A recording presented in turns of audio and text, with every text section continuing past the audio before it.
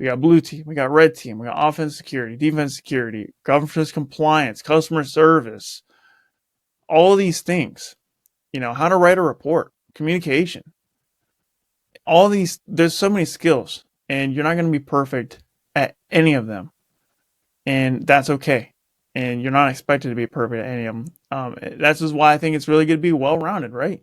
You don't need to be an expert in any one category.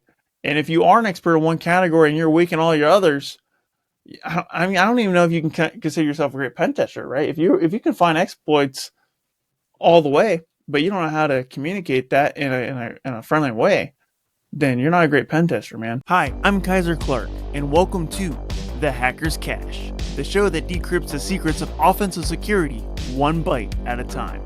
Every week, I invite you into the world of ethical hacking by interviewing leading offensive security practitioners. If you are a penetration tester, bug bounty hunter, red teamer, or blue teamer who wants to better understand the modern hacker mindset, whether you are new or experienced, this show is for you. Thank you so much for tuning in. Today, I have another solo episode. And for those who are new to the show, these solo episodes only happen once a quarter. We are in Q2 2025. And before we dive into the show, I do want to announce something. And my announcement is I have a new certification, bringing my total amount of certifications to 17. I have 17 certifications, 17 exam passed, and I'm getting up there in numbers. And the certification that I passed was the TryHackMe Security Analyst Level 1, or SAL 1, or SAL 1, whatever you want to call it. It is a certification geared more towards blue teamers and cybersecurity analysts and SOC analysts. Decided to go for it because I got a free attempt. And for those who don't know, I was able to get a free attempt because TryHackMe was giving out free vouchers to anybody that had a CompTIA CYSA Plus or a Blue Team Level 1 certification. And because I had the CompTIA CYSA Plus, I was able to get a free voucher. And that was open to everybody. They made a public announcement on that. And if you follow me on LinkedIn, you would have saw that because I definitely reposted that post. And if you aren't following me on LinkedIn and you didn't know about that and you wish you knew about that, well, the reason why you didn't know about that is because you wasn't following me on LinkedIn, because I share a lot of insights on LinkedIn that don't necessarily make it in my blog posts, my podcasts, my YouTube videos, or my newsletter. Stuff like that is, hey, you need to know this right now. And I would just do a simple repost. And it doesn't warrant a full video or a full blog post or a full podcast episode, right? For stuff like information like that, whether it's a cool announcement from a company or just cybersecurity news in general that I think you should know, I'll just do a simple repost on LinkedIn. That's what the repost feature is for. It's not me really creating content. It's just me taking someone else's post, reposting it. I might add my thoughts in there. I mean, for this one, I just said, hey, this is a cool opportunity. You should jump on it, or something like that. And, if you didn't jump on it while supplies lasted, then unfortunately you've missed the bell because you had to submit that before March 31st, 2025. And here we are in April. So I'm going to be making a video on my complete thoughts and opinions, and I'm going to review that certification, and I'm going to go over my struggles and my successes, what worked well, what didn't work well. I did fail that certification on the first try. I didn't study for it, and that's maybe partially the reason why I failed at my first try, because as an offensive security professional, I don't really want to focus on blue team training. I focus on offensive security, pen testing, red teaming training. So I didn't want to stop that in order to pursue a blue team certification, because I normally wouldn't go after a blue team certification because I'm still growing and learning as a pen tester. And until I fully master pen testing and red teaming, I don't really see a purpose for me to really dive deep into blue teaming. Now, there is a lot of benefit in learning how the blue team operates, at least a little bit, and we're going to dive into that a little bit later. But overall, as a pen tester, I'm trying to become a great pen tester. And that's actually what this episode is about: how to become a great pen tester. And to become a great pen tester, I don't really know how to do it exactly, because I don't consider myself a great pen tester. And honestly, that's not up for me to decide. That's up for you, the viewer, listener, my peers, my coworkers, the other people in the industry to, call me great. But my goal is to be great. I do want to be considered a great pen tester, and that's why I work so hard every single day. As far as my technical skills, my soft skills, customer service, certifications, content creation. That's why I do so much work and put so much effort in all this. And that's why I make the content I do, is because I'm on the journey with you guys. All right. I'm not, when I make the content, I said this before, but I just want to reiterate the fact that I'm not on the top of the mountain, guys, preaching down to you guys and helping you get to the top of the mountain. I'm not. I am on the mountain with you. I might be 2 or 3 steps ahead of you. I might be 5 steps ahead of you, but I'm by no means on top of the mountain. I am very far away from that.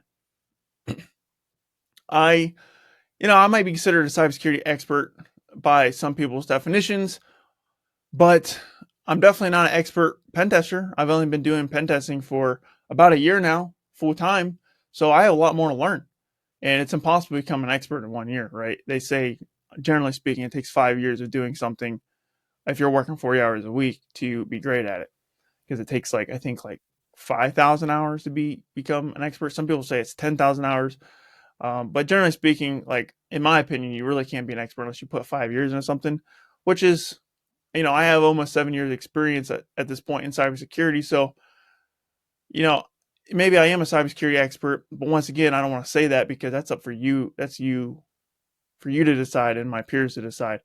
But I'm definitely not an expert pen tester. And the reason why I'm saying that is because I'm talking about how to be a great pen tester, because that's what I strive to be. And this is the stuff that I'm working on. And these are the things that I believe to make someone a great pen tester. And if I'm wrong, then there'll be another episode about, oh, I was wrong. I hit expert pen tester status and I got it wrong back in the day. And I might get some things wrong. And that's why my content is constantly changing, right? Because I'm learning right with you guys. And I'm falling into traps. I'm making mistakes and I'm learning as I go in my career. And that's why, sometimes my content's a little inconsistent. Like I'll say one thing one day and then, I'll say something different, a few months down the road because I got it wrong. So I just want to mention that because, you know, in the future, I could be completely wrong with what does it take to be a great pen tester? This could be wrong. And I'm okay with that because, the field is changing all the time. And what made a great pen tester 5 years ago probably doesn't make a great pen tester now. And that's what makes the content. That's why I make the content that I do. And I kind of, I'll reiterate some points and I kind of go over the same topics. But the reason why is because the field keeps changing. It's changed several times since I've been in. So keep that in mind is, how to become a great pen tester. That's what this episode's about. But keep in mind that I'm working to become a pen tester, from a pen tester to a great pen tester. I'm currently in that process. And I think that's one of the reasons what makes me qualified to talk about this is because I'm in the trenches with you guys. And maybe you're not in the trenches. Maybe you're still trying to break in the field. And, I made a lot of episodes about how to break into the field. So if you want to learn more about how to break in the field, definitely check out my other solo episodes.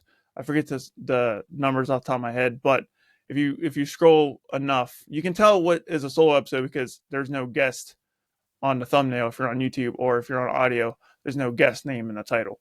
And that's how you can tell it's a solo episode. And you can tell it's a Q&A episode because it literally says Q&A. So you'll watch some of my solo episodes that I did, and I talk about how to break in the field quite a bit. And this episode's more about, hey, you've already broken in the field, but how do you level up? What do you do after you break in the field? So with all that out of the way, let's go ahead and just really get into it. I know I've been rambling on for a while, but I just wanted to set the scene, make sure you guys understand where I'm coming from. So the first thing I'd like to say about how to become a great pen tester is you got to know multiple disciplines of cybersecurity.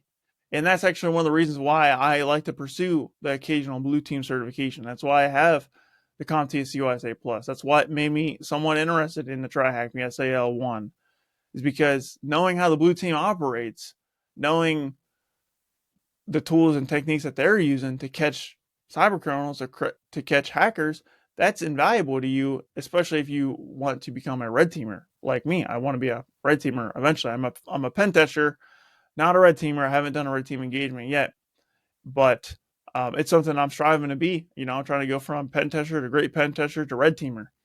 And for those who don't know, pen testing and red teaming, two completely different things. We're not going to get into it too much, but generally speaking, pen testing is you're basically testing everything, whereas red teaming is more objective based, more stealth based. Pen testing, you're testing the application and the network, technical controls, whereas red teaming, you're kind of testing a blue team. You're testing the alert and instant response capabilities of a blue team. So that's in a nutshell the difference. I mean, there's some other differences there, and sometimes I'll mention red teaming as all offensive security as a whole, and that's technically incorrect. Although I do make that mistake sometimes, that's technically incorrect. Red teaming, pen testing, completely different. That's why I like to use the term offensive security, because offensive security, pen testing, and red teaming both fall under that. But sometimes I will refer to offensive security as red teaming. But just know that red teaming is completely different than pen testing.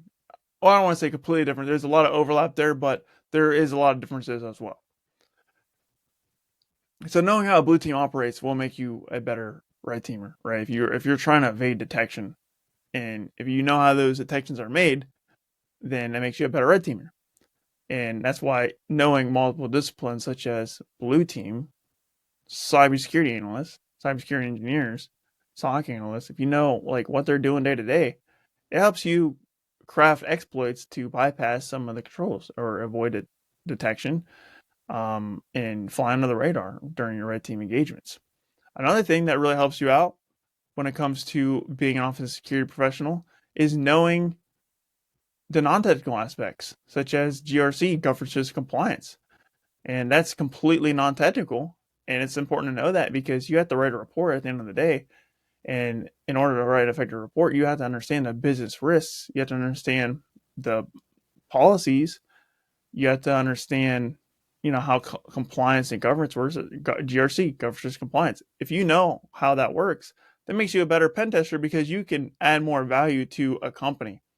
And I would say, pen testing and offensive security isn't all technical, guys. So yeah, you have to have a lot of technical skills, but knowing those other disciplines such as blue teaming and GRC can really elevate you. Now you don't need to know all that going in when you first break in as an offensive security professional, but once you break into the field, you do want to level up those other areas, right? And you are going to sacrifice some of your technical abilities, because you can spend time, increasing your technical skills in offensive security, or you can spend time increasing your skill sets in blue teaming and GRC.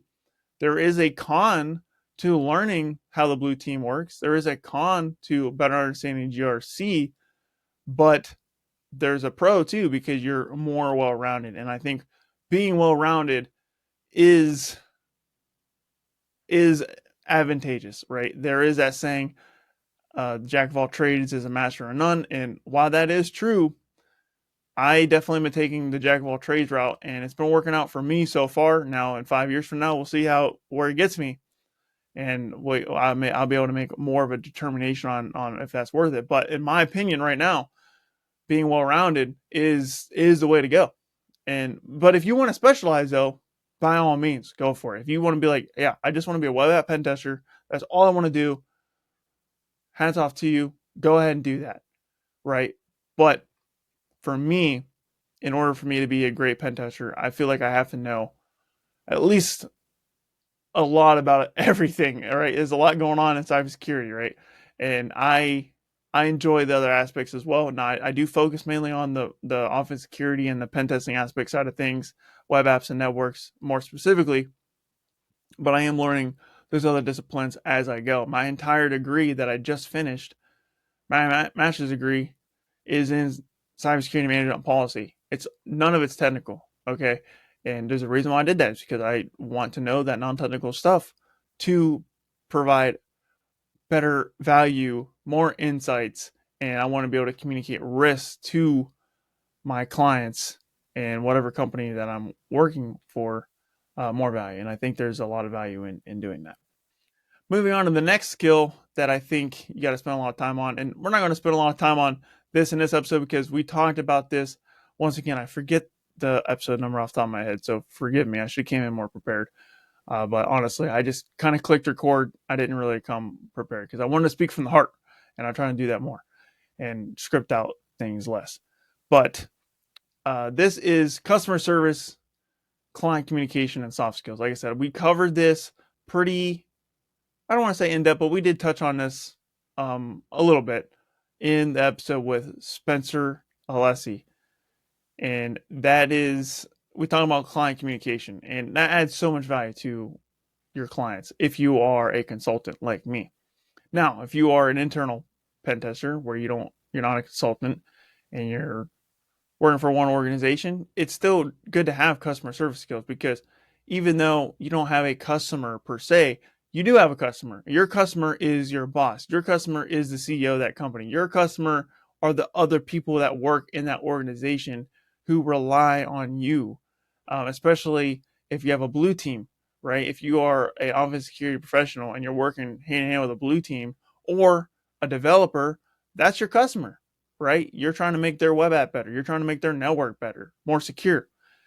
Or the CISO, the CISO, they are the boss of the security operations. They have to.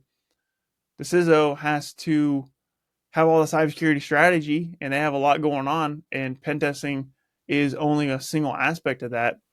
That's the customer. The CISO is your customer. The devs are your customer. The blue team's your customer. The CEO is your customer. That's your customer. So that's when I say customer service is important, even though you're not like me, a consultant. You know, I'm actually am interacting with legitimate customers that paid my company money to do this pen test. You still have to have good customer service skills, and that same thing for client communication. You can replace that word with client communication with stakeholder communication, right? There's a lot of stakeholders that rely on your pen test if you're an internal pen tester. And soft skills, that's kind of like an overall umbrella for just everything you need to know, right? Business skills, how to talk with people, how to translate risk, all that. Soft skills is kind of like a huge umbrella term for all those skills that um, mostly revolve around communication and customer service. Moving on, technical skills. That's the exact opposite of your soft skills, also known as hard skills. This is incredibly important, right? And this is your exploitation, your understanding of how packets move around in a network. How does SQL injection work? How does cross-site scripting work? How do you exploit Eternal Blue? All these things that you have to know as a pen tester. That's your technical skills, and those are incredibly important. And I tell people like you need to be focused on your technical skills because you're not going to land the job without them, and you're not going to survive in the job without them. However, you're also not going to survive in your job without your soft skills either, right? You will, if you break in the field and you're just a butt and no one can stand working with you, you're going to lose your job, right? That's why the soft skills are important. But on the flip side, if you are the friendliest person, everybody loves you, but you just can't hack anything, you're also going to lose your job because you're there to hack things, okay? So you got to have both. They are both equally important. And I would say the technical skills land you your job. You do need to have soft skills to, communicate what you bring to the table in those interviews. But you need to authentically have soft skills. You can't just put on this front of being friendly in your interviews, land the job, and then be a butt and not know how to communicate with people once you land a job, right? So technical skills is going to help you land a job a lot. But once you get in the job, the soft skills is really where my focus is. I've been focusing a lot on my client communication. After the episode with Spencer Alessi, I was like, man, I need to work on this. And that's what I did. And I got some positive feedback from my clients because I was over communicating with them and I was providing them exceptional customer service. And I got positive feedback. They love working with me, and that made me feel good, right? That made me feel better than finding a critical vulnerability in the web app or the network, right? Yeah, finding a cool exploit's cool and all, but when you have a client that tells you, man, I really appreciate what you did, that feels so much better than finding a critical SQL injection vulnerability or a getting domain admin, in my opinion. Okay. Now, if you can do both, if you can get DA, domain admin, or you can find a SQL injection, you find a critical vulnerability, and you can get positive feedback from your client. That's a win-win. That's a super win right there. But if you get one or the other, it's a win. But it is a loss if you can get domain admin, but the client feels they don't feel value out of that. That's a loss. That's a loss, dude. You're there to deliver value to.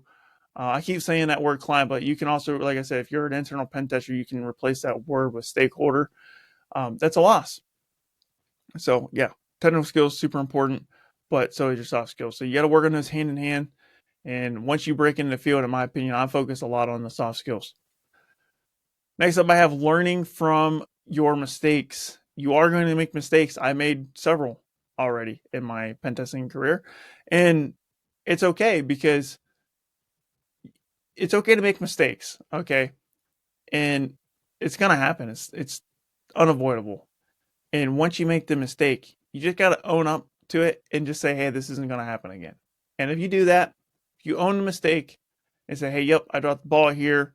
Here's how I'm not going to let it happen again. And then actually not let it happen again, then that's a win. Okay. Now, if you don't learn from your mistakes, then that's a loss, and that's not good. So what makes a great pen tester a great pen tester is not being perfect. Nobody's perfect. You are going to make mistakes, but learning from the mistakes and addressing them head on is very important. That goes to the next point, addressing your weak spots head on. So we all have things that we need to work on, guys. There's a lot of things, a lot of skills. We've been talking about soft skills, technical skills for a while now, and you're not going to be great at everything. Okay. That's just the reality of the situation. There's so much to cybersecurity. We got blue team, we got red team, we got offensive security, defense security, governance compliance, customer service, all of these things. How to write a report, communication, all these. There's so many skills, and you're not going to be perfect at any of them, and that's okay. And you're not expected to be perfect at any of them. That's just why I think it's really good to be well-rounded, right? You don't need to be an expert in any one category. And if you are an expert in one category and you're weak in all your others, I mean, I don't even know if you can consider yourself a great pen tester, right? If you can find exploits all the way, but you don't know how to communicate that in a friendly way, then you're not a great pen tester, man. So, with that being said, like, you're gonna have weak spots because there is a lot to know, and addressing your weak spots head on is incredibly important. You need to know where your weak spots are, and you got to admit and accept, what your actual weak spots are. Don't lie to yourself. And this is where imposter syndrome comes in, because imposter syndrome is people understand where their weak spots are, and you know where your weak spots are, but maybe other people don't know. That's kind of where imposter syndrome stems from a little bit, in my opinion. But you can turn your weaknesses into strength, or at least turn your weaknesses into a non-weakness anymore. And once you identify your weaknesses, work on those, building them up. That's going to help with your imposter syndrome. That's going to help with your being a great pen tester, right? Because you don't want to be weak in a certain area. Like I said, if you're a super friendly person, you got the best customer service skills ever known to man, but you can't exploit a basic exploit, you're not a great pen tester. And on the flip side, if you can exploit the hardest exploit, you find a 0 day at every application you do, but you don't know how to communicate it, or people don't like working with you, you're not a great pen tester. So you got to be very well rounded, and that's why I think it's important to be well rounded. Moving on, we got doing research on the fly. So when you're in your pen test, whether that's a network or a web app, or maybe even a Wi-Fi test or a mobile app, or whatever kind of pen test you're doing, IoT, SCADA, there's all kinds of different kinds of pen testing. Physical pen test, social engineers, a lot. You gotta be able to do research on the fly because you're gonna come across things that you didn't see in your training. Whatever certifications you had, you're gonna see some new things. And especially as you go through your career because new vulnerabilities keep popping up. And one of the common things that I see is like, oh, I know how to manually exploit things, but running vulnerability scanners is part of a pen test. And the vulnerability scanner will pop on something that I had never seen before. And I'm like, what is this? And it'll be like, hi. I'm like, I don't even know what this is. And I'll read about that vulnerability. And I have to do a lot of research on the fly to understand what this vulnerability is. And then I got to try to exploit it. Right.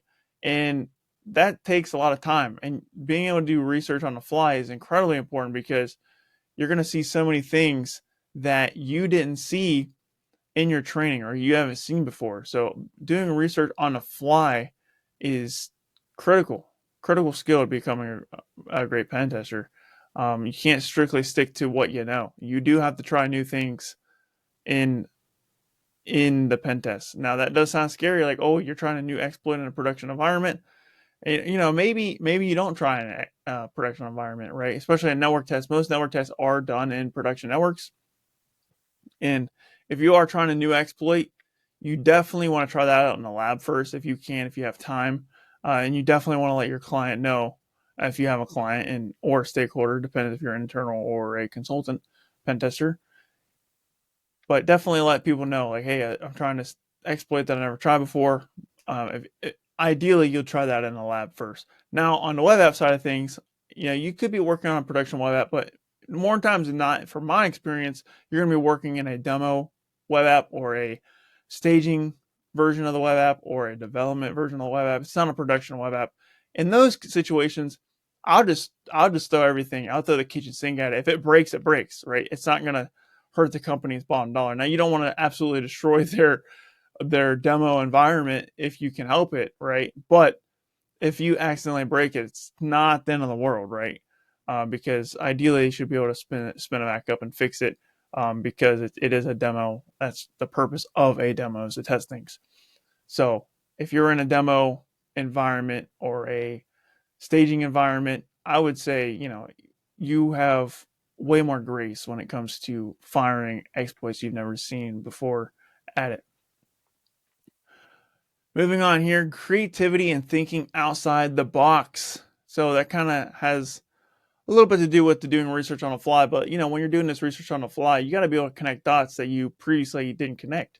Okay, because your network that you're pen testing or the web app you're pen testing isn't going to work and behave exactly like the blog article you just read or the YouTube video you just watched or the training lab environment that you tried earlier. It's going to be a little bit different, and you got to be able to think outside the box because it might not work exactly that way, right? You gotta tweak your exploits, and that's a very common thing.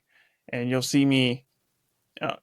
I think Hack the Box is a pretty good example of this because for those who watch my live streams on when I do Hack the Box, is a lot of times I got to tweak the script, and I spend a lot of time tweaking the script, and you got to understand what the heck's going on under the hood, and you got to think a little bit outside the box. You got to understand, like, oh, we're using this exploit, yes, but it's in a little bit different context because every context is a little bit unique, and knowing that is paramount to being a great pen tester.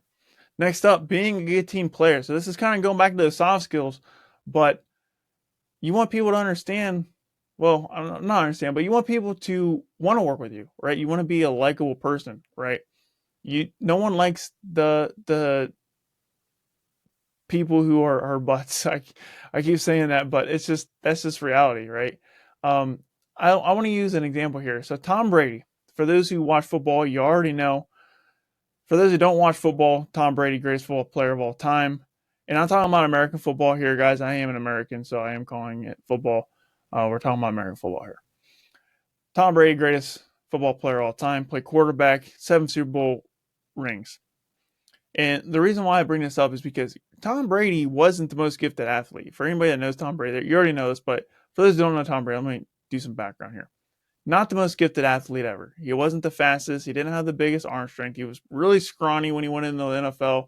He was drafted at 199. There was 198 people picked before him in the draft, and he didn't even start in high school. And the time he did get a start was his senior year, and he went 2-8. He started his first starting season was his senior year, and he played for a losing team. Okay, then he went to college, and he had to share time and reps with people throughout his college career, and he really didn't shine until he got the NFL. And the reason why I mention that is because he wasn't the most gifted, he wasn't the most all-knowing, and he had a lot of shortcomings. Okay, however, he made his career work because he continuously improved himself, and that's another key point that I like to mention. Like, just continuously improving yourself. That's the mark of a good pen tester, a great pen tester. And but how does this relate to being a good team player? And I want to give that background of Tom Brady because he wasn't the most gifted, and what made him really great was because he was a great teammate. He was a great teammate. He was a great team player. He put his team above his own, and he has 7 Super Bowl wins, more than anybody in NFL history. And the reason why is because he put the team ahead of him on a consistent basis. A lot of people that get to the NFL, and I talk about the NFL a lot because I'm a big football fan. I played football for 10 seasons when I was in school, so I'm a huge football fan, and I like to make these analogies because football is the ultimate team sport. But he didn't get paid the amount of money he was supposed to be making. There was people who were not as skilled as him making more. They didn't win as much as him, making way more money. He could have got way more money during his career, but he chose to take the pay cuts so the team could build a better team around him. Okay, and he made some sacrifices in terms of his pay in order to win Super Bowls, and now he's getting paid a lot of money by Fox because he's one of the greatest. He is the greatest football player of all time, and he's a great analyst as well. And this is kind of a long-winded answer, but the reason why I'm mentioning all this is because all his teammates spoke very good of him. All right, and being a good team player is part of being a great pen tester or a great offensive security professional. Like I said, if you know how to exploit everything, but people don't want to work with you, you're not a great pen tester. So being a good team player, critical, critical. How do you become a great team player? Well, you have to learn how to take constructive criticism. Okay, you don't know everything about everything. There's things that people know that you don't know, and you have to be able to take feedback from people who are not only above you but also below you. Okay, because a junior pen tester today, they're gonna know stuff that a senior pen tester is not gonna know. Okay, because it is impossible to know everything about everything. And just because someone's a junior pen tester or someone's just starting out in their career doesn't mean that they don't know something that you don't know. As I said earlier, I'm still pretty new in the pen testing field. I have, about a year of experience in pen testing now at this point, full time. And, I still get people asking questions that have, 8 to 12 years of experience asking me questions. And that's because they don't know everything about everything. And there is something that you bring to the table, no matter where you're at in your career, whether you're starting or if you're a senior. So that's part about being a good team player. Help the juniors accept constructive criticism, and just, sometimes you got to take one for the team. You have to make some sacrifices, right? I was asked to work a night shift because a client wanted us to work a night shift, and I'm like, yeah, sign me up. I'll do it. And I don't want to work night shift, but I'll do it if that's what's best for the team. And another thing was IoT testing, right? I mentioned this on several podcast episodes already, but my manager was like, "Hey, we need someone to learn IoT testing so we can deliver this IoT pen test." No one volunteered for it. I volunteered for it. I took one for the team. Someone had to do it. Someone had to step up. And in my opinion, that's a mark of a good pen tester. And that's some things that I'm working on. It's the things I'm literally practicing in my day-to-day work. Next up, we got delivering on your promises. So this one's pretty self-explanatory. So if you say you're going to do something, you better do it. Okay. Furthermore, you make sure you turn your reports on time and make sure they're high quality. Okay. Deliver on your promises. If you say you're going to do something, make sure you do it. That's easier said than done, right? Some things do fall through the cracks. You do forget about things. And when that happens, you just have to admit your mistakes. Go back to that, admit your mistakes and don't let it happen again. So that is critical. That is critical. And then last thing I want to mention here is not quitting when you face burnout. You're going to get burned out, guys. It is a demanding field. It requires a lot of effort and energy, and it's draining, right? Burnout is a serious thing in this industry. But when you face it, you can't quit, because if you quit, then I feel like you wasted almost all your time because you worked so hard to get in the position that you're in, and then you're just gonna throw it away because you lost a passion for it. And I'm here to say right now, like, I love being a pen tester, but I don't have the highest amount of passion for it every single day. You will flow in and out of passion. Like, you'll be less passionate about cybersecurity and pen testing one day, and then one day you're going to be, really into it. And that's just the ebbs and flow of a career, and that's going to happen in any industry. There are aspects of every type of job out there that you're just not going to like, and even if you do like all the aspects of it, sometimes it is hard to muster up the motivation and discipline to knock it out. But you got to do it anyways. So that's what I mean when I say not quitting when you face burnout. If you face burnout, you got to keep going. And that is a natural cycle. In my opinion, a natural cycle. If you quit the first time of burnout, then you're not going to have a successful career. And I would say anybody who's considered a great cybersecurity professional, I can almost promise you, they faced burnout and they survived it, right? And I've went through several stages of burnout throughout my career so far. And there's times where I'm like, man, I ain't feeling it, man. I'm not feeling it. But I work through it. I get what I need to get done, and then eventually the passion will come back. And when those passions come back, the sparks are there again, and it makes it really exciting. But it's not all sunshine, rainbows, and butterflies every single day, guys. It's just not. And in my opinion, that's normal. So if you do face that burnout and you are falling out of passion with it, don't quit, because the passion will come back. Okay, it's kind of like a relationship, right? Yeah, it's kind of like a relationship. Like, it's not, they call it the honeymoon phase. It's exciting at first, but then it kind of gets stale a little bit, and you lose that spark going on. And that's a normal part of a relationship, and we all know that's normal part of a relationship. And for those who have been in serious relationships, you understand that, and your career is no different. You're going to fall in and out of love with it on a consistent basis. And what I'm trying to say here is, don't quit, because you will get that passion and that spark again. And if you don't, then maybe it isn't for you. But overall, like, don't jump the gun on that decision. All right, guys, we are running out of time. Thank you so much for watching and listening. If you have more thoughts and opinions on what makes a great pen tester, what separates a great pen tester from a regular pen tester, leave them down in the comments. If you're on YouTube, if you're on audio, leave a 5-star review if you think the show deserves it. And hopefully I see you in the next episode. Until then, this is Kyser, signing off.